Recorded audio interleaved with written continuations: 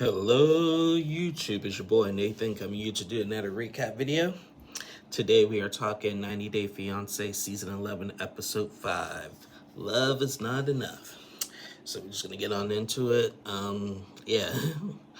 First couple I want to talk is Sarper and Shekinah. So Sarper, as we know, got his visa approved. We've been knew that since back when they were on the tell-all the other way. They finally get on the plane to come to LA and stuff, and he lands in America and everything. And once they arrived in LA, they're getting past security and all that. Shekinah stops him in the middle of the airport and just starts kissing him. Because she said, it's kind of frowned upon when you do that in Turkey and stuff. So, but here in America, nobody's staring, and they were glad to be able to do that. So, before they go back to Shekinah's house, they had to stop at Shekinah's friend's house who lives in a freaking mansion. Now, when we first met Shekinah a couple of seasons ago on The Other Way, we knew that Shekinah lived like that basic glamorous lifestyle. She lived that Hollywood lifestyle, like partying with celebrities and all that stuff and everything. So it's no surprise that she has friends that actually lives in an actual mansion. So they go there to pick up the dogs, and this particular friend is obsessed with animals and has a freaking house cow, basically. And Sarper was just in awe when he saw that. I was kind of in awe when I saw that because, she said that there was actually two cows, but one of them was sleeping at the time. And yeah, this big old house cow just came out. I'm just like, what in the world? I was like, okay, but Sarper was in all of it. So I mean, hey, I guess. So after that, they get back to Shekinah's place. Now, Shekinah's apartment is not as big as Sarper's was. Now, Shekinah works from home, but she don't do no computer work. She actually does like business and has clients over at her house to do stuff with. And what's weird about it is that she said that when she's working, Sarper actually has to leave the house when clients are over here, so they don't hear conversations. And I'm like, for what? And Shekinah also works close to the kitchen, and so she said that Sarper can't cook in the kitchen. And I'm just like, what in the world? How are you gonna just tell somebody you can't cook in the kitchen? Like that's just weird. So all the weird stuff are about to already start happening, but I'm just that just kind of threw me for a loop a little bit because what in the world? Because Sarper actually loves to cook. So, but I'm going to tell you guys something. Sarper and Sarper's actually growing on me. I wasn't a fan at first, but they're starting to grow on me a little bit, just a tad bit. They're I'm feeling them a little bit more than I was before and stuff. I think some people still had their opinions about the 2,500 women that he's been with, but they're growing on me. They're growing on me a little bit. So that's that. So that was Sarper and Shekinah. Next couple I want to talk is Sean and Aaliyah. So, last week when we saw Aaliyah, she was getting ready to go to her visa interview. And she was debating about going in as Douglas or as Aaliyah. So she went in as Aaliyah, and the interviewer said, well, what do you want me to call you? And she said Aaliyah. She's like, okay. I asked her a couple of questions, and she said, welcome to America. So Aaliyah got her visa approved, so she called Sean, and they're excited. Now Sean meets up with his mother and tells the mom that Aaliyah's coming. Now the thing is, now Sean has 3 kids, and the 3 kids do not know anything about Aaliyah or aka Douglas, or know that he's engaged. Now I don't know how long between the filming from Love in Paradise and from now to 90 Day Fiance was, but I'm like, they didn't see Love in Paradise. I don't know. So, Sean talks to his mom about it, and Aaliyah also talks to her mom about it, worried about that if Sean is hiding something or just ashamed of something, because we all know Sean loved Douglas more than he loves Aaliyah, but he stuck with the same person. And the mom even said when she talked to Douglas, it was just but when she talked to Aaliyah, it was like, and everything. They had better conversations as she was Aaliyah, basically. So, so yeah, I mean, that's just gonna be an adjustment. I don't know, like, with them. It's just like, I think Aaliyah basically has a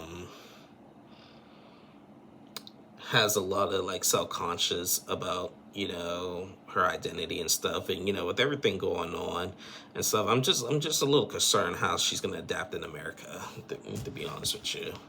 But nonetheless, I'm happy that she got her visa and everything.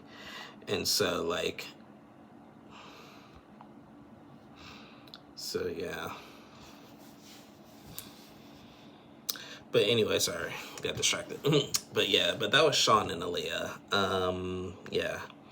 The next couple I want to talk is Stevie and Maddie. So Stevie and Maddie, they're going to go meet Stevie's father, who I guess bleeds red, white, and blue. And they're also going to meet Stevie's brother, and everything too and stuff. And Maddie is super, super nervous about it because because last week Stevie said that she only told the dad like just the day before about him and everything. So they go to the father's house, and like they're having a bonfire. When he arrived there, he's sitting around like chainsaws and all kind of like weapons and stuff, and Maddie said that this is what you see in a horror movie, and it's not good for people like me and everything. So they meet and stuff and everything, and Maddie just feels really awkward and stuff and everything. And then the questions begin, you're like, how are you adjusting? Do you guys treat women differently over there? And Maddie was just like, women, for him, women are not property, as it may sounds. And the father had asked Maddie about when you hear things about Iran and the United States and stuff, Iranians are wanting to burn the flags and say how Americans are terrible and everything. Are you like that? And he said, nope, I'm not like that, basically. And so they're still getting grilled with a lot of questions and stuff about it and everything. But Maddie is still adjusting to the free lifestyle and everything. Our norm is illegal over there. So he's still trying to really, really process what he is experiencing now, but he's still kind of homesick because we've seen Stevie talk to her brother and stuff, and about that conversation that they had about earlier about him possibly wanting to go back because he's homesick. And Stevie is she's understandable about it, but this, like I said, this was the most riskiest thing you can do. Maddie, if he goes back, one, he won't be able to come back to America to be with Stevie, for starters, and two, if he goes back, it's gonna be dangerous for him because he's been on Western TV, I found out, and he might be sent to jail and stuff, and that's not fair, really. So I don't know, but the father did ask Maddie, do you really, really love Stevie? And he said, with all of my heart, I really do. And the father said he seems nice right now. I don't have a blessing yet, but right now, but he seems pretty nice. And yeah, Maddie does seem pretty nice. He's really calm. I think the brother asked about the language barrier. You speak English pretty well, and everything. So that is, yeah, he does. He really, really has studied and is trying. So I do like Maddie. So I just want him to loosen up a little bit. Just loosen up just a tad bit. So yeah, that was Stevie and Maddie. The next couple I want to talk is Jessica and Juan. So we left off last week with the cliffhanger when Jessica and Juan were at the bar, basically, and and they met with Jessica's friends, and they were grilling Juan about that girl that he cheated on Jessica with and everything. And Juan admitted that he did cheat on Jessica and stuff. Now, apparently Jessica knew about it, and they already had that conversation. Now, Jessica's friend Megan was grilling him, and then after he told her that he cheated on Jessica, why was this girl Megan starting to cry? She's like, it took you a year for you to tell me? Like, how could you do that? Well, I'm like, girl, why are you crying? Like, why does this bother you so much? Like, him and Jessica already talked about it, and, they're trying to get past that and everything. And you got this girl who just likes to be in the business and just like with the crocodile tears and stuff. I'm just like, what in the world? Like, and so Jessica said that, during that time, she wasn't in the best headspace too. And like, she reached out to somebody, which happened to be her ex. And Jessica said that her and the ex did not do anything. They just like talked and hung out for a little bit. Now this is where I'm kind of irritated with Juan. Juan is trying to play victim now. He's like, why you, like, I knew Jessica was seeing another guy, but I didn't know the other guy was with the ex and everything. And now he's all mad because it was with the ex and stuff. And I'm like, dude, you cheated physically. You cheated on her. Jessica didn't even cheat. He's like, he was like, well, she emotionally cheated.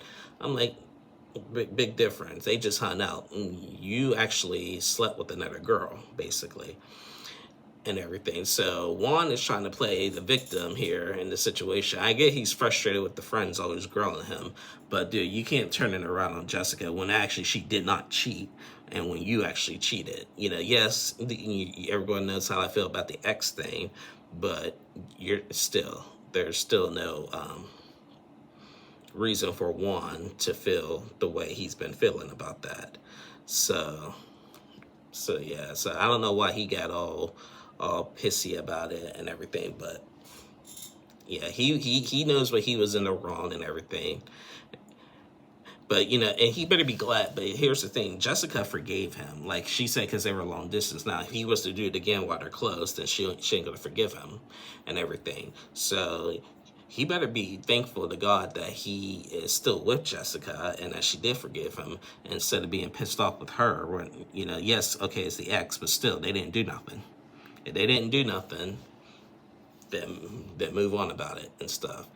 Like, So yeah, like I would see his frustration if he hadn't cheated, but the fact that he did cheat, he has no business turning around on Jessica, none whatsoever. So yeah, that was Jessica and Juan. And the next couple I want to talk is the throuple, Matt, Amani, and Annie.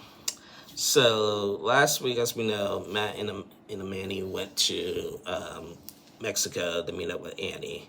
And, they spent their nice little night together. This episode, they're waking up from their night together. Apparently, Manny, like all three of them were trying to be intimate, but Manny was a little sick and tired, and she backed off and didn't want no intimacy with any of them. So Matt and Annie actually did it on her own, and I'll come back to more about that later.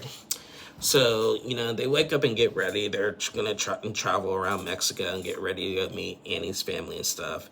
They're in the car, and Amani and Annie are talking, and Amani had asked Annie, are you, did you tell, your family about us and everything? And Annie was like, yeah, so I tell them that you're my friend and Matt's my boyfriend. And Matt and Annie are like, wait, what? Wait, what? What? So she doesn't, so they don't know about me? Now they know about you. It's just, now Amanda's starting to be pissed because, she's feeling like she's being hidden from from people. And she says she's been hidden all her life and coming from her culture and stuff and everything. And so now she's feeling a certain type of way and stuff and everything. And yeah, I do think Annie is starting to play like all of Manny's fears are starting to kind of come reality a little bit, because like obviously when you're in a throuple, these things happen. But now, is Annie really ready for the throuple, or she just want Matt? And that's gonna like really ruin the marriage and stuff between Matt and Manny. So they check into this like nice hotel place or whatever and everything, and they get into the jacuzzi and everything and stuff, and Manny still has her guard up and everything about it and stuff. So they get into the jacuzzi and everything, start cuddling around, and then Annie had told Amani, that Annie and Amani, like it's so tongue twisters and stuff. Annie had told Amani that she and Matt like did sex the night before after you went to bed, and now Amani's upset again because she was happy that Annie had told her, but she's frustrated with Matt for not telling her. Matt was under the impression, I'm thinking, well, I think like if we're all in the same area, like what's like I thought I could do it. Like we didn't set no rules or boundaries about it and everything and stuff and everything. So now Amanda's feeling a certain type of way, and like now Matt and Amanda got to have the conversation like and set some boundaries or set some rules with it. And I'm thinking, if you're in a throuple like that, like I don't think that's supposed to happen. I really don't. Like if like I think like if you're gonna if you guys are all gonna like do it together, like you're supposed to do it all together. It shouldn't be just like the two of them alone and stuff and everything. Because now Manny could get past it because they're all in agreement with the throuple and stuff, but now like she wants to be included, but at the same time she denied it though. So like I think that has to be brought up in the conversation, like, well, since you denied it, like, and everything, and me and her did it and stuff, and we're on agreement so that we all can do it with each other, like, what's the big deal and stuff. So I think that's the conversation that they're going to need to have and stuff and everything. Again, they're playing the dangerous game, so I just don't know how that's going to work out. But I do think, like, I'm starting to see Annie like Annie like feel like do certain type of thing. Like I'm not trusting Annie right now, and because Manny is gonna be Amani is gonna be upset, and Annie is like playing around, and then Matt is just trying to please both of them. So I don't know. We'll see how that works out. And the last couple I want to talk is freaking Mark and Mina. So, as we all know, Mina is not liking Mark's other daughter, Jordan, because Mina wants to have a baby. Jordan doesn't like them having a baby because of the age gap differences and how they just already had a baby and stuff. And Mina doesn't like how Jordan is like gonna like convince her dad otherwise and all that. So they fly down to North Carolina to meet with Jordan and Jordan's boyfriend. And they go to the beach and stuff and everything, and they bring the other daughter Maria and everything. They're excited to see her and everything, and so they meet up again and everything, do a quick catch up, and then the questions just start coming. Like Jordan was like told her dad, told Mark, like, this is basically you're at a family now. Like have you like forgot about us and stuff and everything? Mark's like, no, never forget about you and everything. Like, but it's almost like you have, because like you have about to have a wife and you already have a newborn baby and stuff and everything. So now Mina's getting pissed and everything. So, Mina's just like, what, let me have a conversation with Jordan alone. So it's like, all right, so Mark and Jordan's boyfriend Gabe go out, and the daughter just go out and talk, and Mina and Jordan had the conversation. You know, Jordan's asking, like, I don't know about you. Like, I'm still upset about what happened in France when you were late for the baptism and stuff. And Mina said, like, you know, that's normal in my culture. I was getting ready. Like, I was doing my nails, getting my hair done and all that and everything. And then, you know, the questions about, like, how do I know you're not using my dad for a green card and stuff and all, just all that little baloney and stuff and everything. And they asked about, and she asked him about the kids. She was like, well, Jordan's like, well, what if I want to have a kid in a couple years and stuff and everything. And you know, Mina at this point is just getting pissed, and then she was like, I think you're a snake and you're not coming to my wedding. Don't come to my wedding. When she said you're a snake and don't come to my wedding, she sounded just like Larissa. Mina actually does sound like Larissa a little bit. Like, every time I hear Mina's voice, it gives me Larissa vibes. She talks just like Larissa, and I'm just like, I don't have it to do, but wow. And my opinion on that is just like, I see both sides. I see both sides with this. You know, Mark is dating somebody really young, just a couple years younger than his original daughter and stuff, and they just had a baby. So now the daughter has a baby sister and everything, but the daughter's also old enough to have her own family. So like, okay, let's just say Mark and Mina do have another kid, and Jordan has a kid. So like Mark and Mina's kid and Jordan's kid are going to be around the same age, and like it goes from like Mark's child and grandchild are going to be around the same age, basically.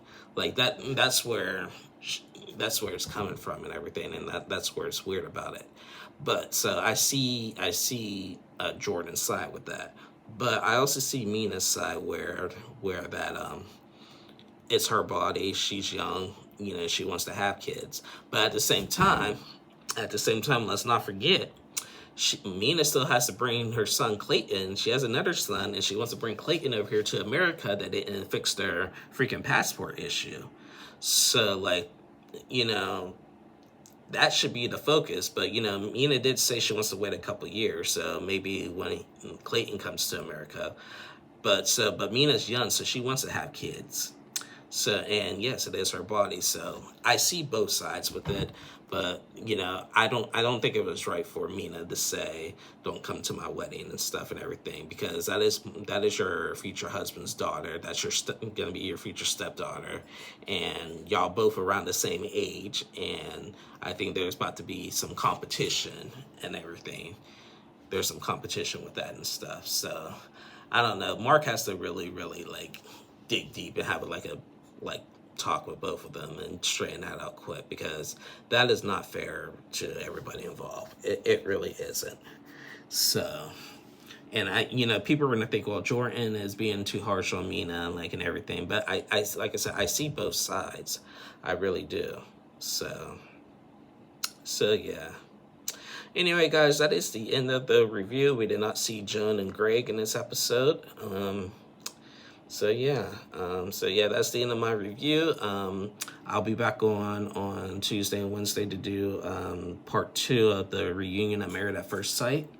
No, again, I'm not doing the Last Resort. I will do the Last Resort next week though, because next week is the last episode, and then I will be doing the tell-alls for the Last Resort, but I'll start that next week. So until then, thank you guys so much for watching. Please like and subscribe to my channel, and I'll see you guys in a couple days. Love you guys. Bye-bye.